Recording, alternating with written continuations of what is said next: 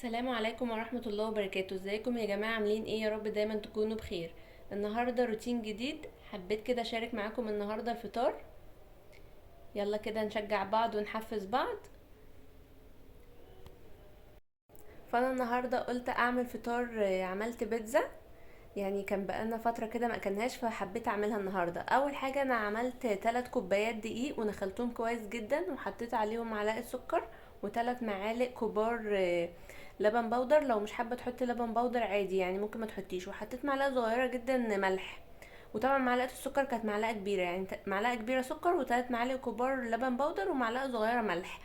ومعايا بقى مية دافية للعجن. وحطيت كمان معلقه خميره. الخميره بتاعتك لو واثقه فيها حطيها على طول على الدقيق، لو مش واثقه فيها اختبريها في شويه ميه. وحطيت بقى ميه دافيه وقعدت اعجن فيها كويس جدا. يعني العجينه اخدت معايا حوالي كوبايه ميه، حسب بقى العجين ما ياخد معاكي. وحطيت كمان زيت على الوش، عشان الزيت ما يخليهاش تلزق في الاسترتش راب، وكمان الزيت بيساعد على الرفع. حطيت بقى زيت وغلفتها كويس جدا بالاسترتش راب، وغطيتها بالفوطه وسبتها بقى تخمر مع نفسها. يعني انا سبتها كده حوالي نص ساعه كده، او نص ساعه. والله كمان كنت قايمه متاخر النهارده وعملت متاخر، فالحمد لله يعني الله اكبر عليا خلصت بسرعه. يعني انا عجنت العجين الساعه 4، وسبتها نص ساعه كده خمرت، يعني لأربعة ونص او ممكن كمان خمسة الا ربع.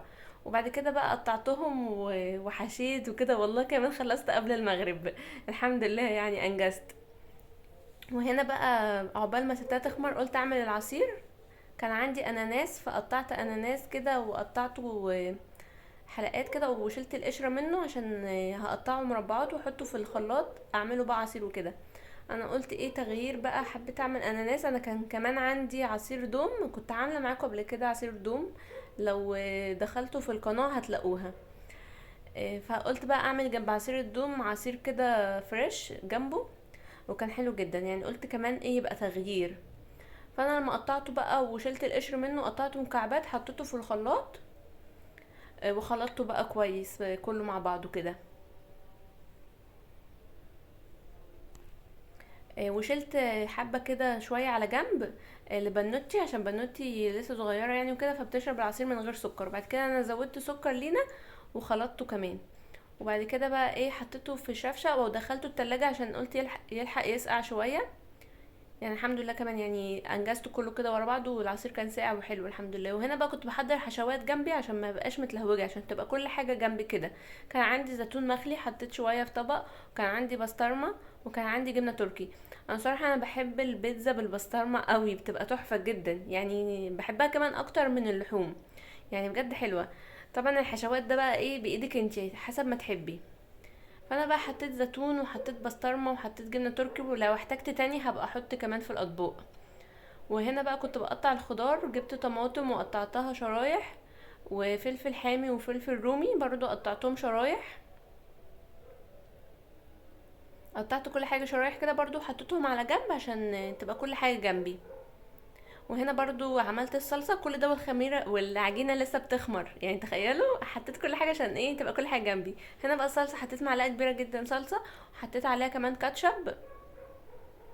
كانت ازازه الكاتشب الكبيره بتاعتي كانت خلصت، فانا قلت بقى اتصرف، فجبت الكاتشب الاكياس الصغيره دي وحطيتهم. طبعا انت لو حابه تعملي صلصه على النار بالبصل وكده عادي برضو بتبقى تحفه جدا، بس انا قلت ايه عشان انجز واخلص. وحطيت كمان زعتر وحطيت شويه زيت وحطيت معلقه ميه وقلبتهم كويس مع بعض، بجد كانت حلوه قوي. وهنا كانت العجينه رفعت وبقت حلوه جدا. حطيت بقى على الرخامه كده شويه دقيق، وقرصت العجينه بقى لكور. على حسب الصواني اللي عندي عملت كل كورة كده على قدهم. يعني انا عملت اصلا مش عامله كميه كبيره، ده هو على قدنا. على حسب بقى انت حابه تزودي الدقيق وتزودي كميات زودي، يعني حسب افراد اسرتك. انا بقى هنا فردت العجين كويس بايديا كده في الاول، وبعد كده جبت النشابه وفردت العجينه كويس جدا.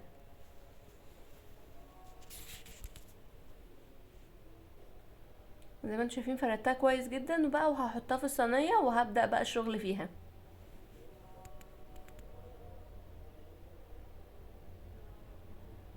هنا بقى نقلت العجينه في الصينيه وظبطتها كده من الحواف، وجبت الشوكة بقى وقعدت اشكشك كده فيها عشان ايه؟ عشان ما ترفعش معانا وهي في النار، ما تترفعش. وحطيت بقى الصلصة، وحطيت شويه جبنه موتزاريلا كده عشان تلزق مع الصلصه. بجد كانت حلوه قوي، بجد البيتزا دي كانت تحفه. انا عجبت جوزي قوي وقال لي تحفه تحفه يعني، والعجينه كانت تحفه، جربوها وهتعجبكم والله. حطيت بقى فلفل رومي وفلفل حامي، وحطيت طماطم وحطيت بسطرمه. انا صراحه ما بحبش احط طماطم كتير عشان بحس ان الطماطم بتنزل ميتها وهتخلي العجينه مبلوله، فما بحبش اكتر في الطماطم. حطيت بقى جبنه تركي وحطيت بسطرمه وجبنه موتزاريلا وكده. ظبطتها زي ما انتم شايفين. ودي بقى هدخلها الفرن وهكمل الباقي بقى بنفس الطريقة. وهكذا بقى كملت الباقي بنفس الطريقة الأولانية وهظبط كده. طبعا يا جماعة ما ننساش بقى نصلي على النبي عليه أفضل الصلاة والسلام. اللهم صل وسلم وبارك على سيدنا محمد وعلى آله وصحبه أجمعين، ونستغفر كتير ونتحوكل كتير، لا حول ولا قوة إلا بالله. آه، انا حبيت كده النهارده اقول لكم حديث بجد يعني من اعظم الحديث ورد عن النبي محمد صلى الله عليه وسلم في فضائل الاعمال اللي ورد يوم الجمعة، واللي قال عنه العلماء ان هو لم يعلمه حديث فيه ثواب كبير جدا وعظيم جدا اكبر من الحديث ده. يقول الرسول صلى الله عليه وسلم: من غسل يوم الجمعة واغتسل وبكر ومشى وابتكر. ولم يركب ودنا من الإمام واقترب واستمع ولم يلغو، كان له بكل خطوة أجر سنة صيامها وقيامها. اللي يعمل حاجات دي يوم الجمعة يروح للصلاة بدري، ويروح ماشي. يغتسل الأول، طبعا يغتسل الأول ويروح للمسجد ماشي، ويقترب من الإمام ويستمع وما يكلمش مع حد. كل خطوة بيمشيها للمسجد أجر سنة كاملة صيامها وقيامها. الحديث ده للجميع، لانه ما وردش ما يمنع للنساء.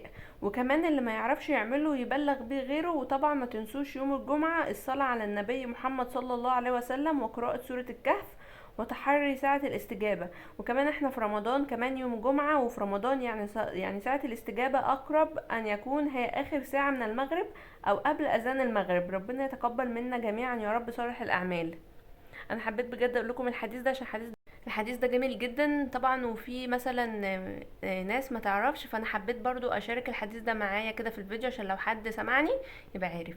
وهنا بقى كنت خلصت كل البيتزا، دخلتهم بقى الفرن على درجة حرارة 180، اخدت لون من تحت. وكنت مشغله المروحه لحد ما اخدت لون من كل الجهات. لو ما عندكيش مروحه ممكن تشغلي الشوايه كده شويه. وبس كده، كانت جميلة جدا والله، والعجينة كانت تحفة. وده كان شكل سفرتي النهائي. اتمنى كده روتين النهارده يعجبكم، وفطاري النهارده كده يكون عجبكم، وتكونوا اخدتوا فكرة في تغيير بقى الفطار وكده.